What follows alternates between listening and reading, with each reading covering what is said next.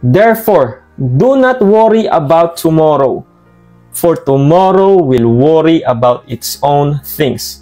Sufficient for the day is its own trouble. Ang linaw po, do not worry about tomorrow. Kasi in the first place, alam na po ng Diyos kung ano ang kailangan mo.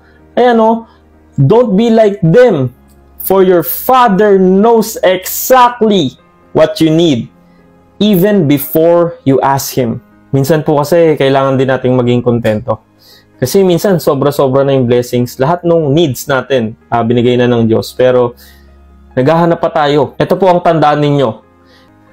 The things that you think you need, yung mga bagay na sa tingin mo ay kailangan mo, is different from the things that God knows you need. Ang mga bagay na sa tingin mo ay kailangan mo, ay iba sa mga bagay na alam ng Diyos na kailangan mo. Kasi ang daming tao ngayon, nagdadasal sila.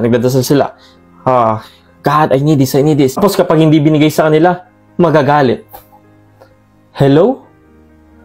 A dirt, a mere human, a little tiny human with a 3-pound human brain gets angry to God, the everlasting God, the Almighty God? Stop that mindset.